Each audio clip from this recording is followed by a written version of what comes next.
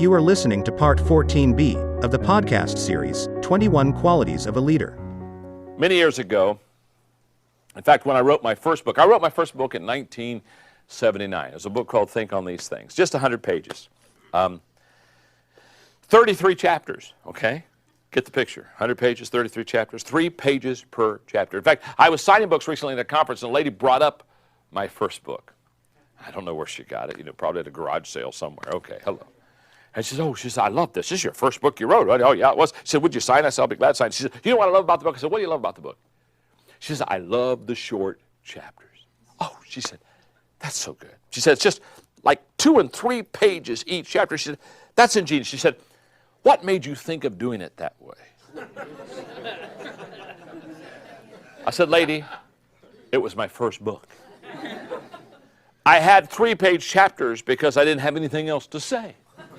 In fact, it took me weeks sometime to do 3 pages. You don't understand how bad I was. You follow me? And we just had a big laugh about it. But in that chapter, or in that book, I had a chapter called Plan Ahead. Because you see, back in 1973, when I realized that if I was going to accomplish what I wanted to accomplish as a young man, really way over my head, kind of already in situations that were bigger than me, that I was going to have to learn how to plan ahead. This is great problem solving, so let me give you the acrostic of how this works. Because in my book, Think on These Things, I wrote a chapter concerning problems and how problems can be solved. The letter P stands for every problem is a predictor. In other words, problems do not leave you or me the same. Are you with me? They always move us one way or the other. They either make us better or they make us bitter.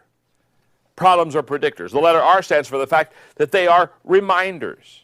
They're reminders. They remind us that life is tough and that we're probably going to need help along the way.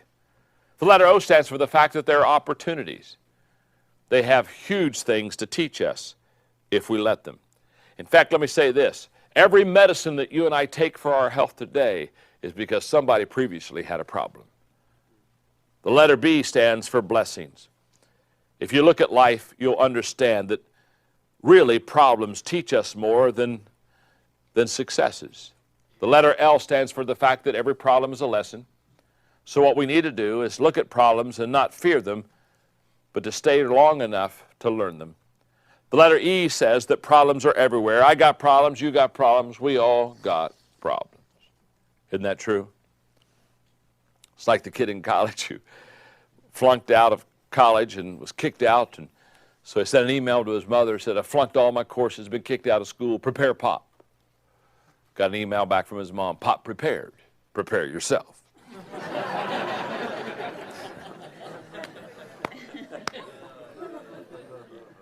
The letter M stands for the fact that problems are messages. They certainly are. They're like signals on a dashboard. They basically tell you what's happening.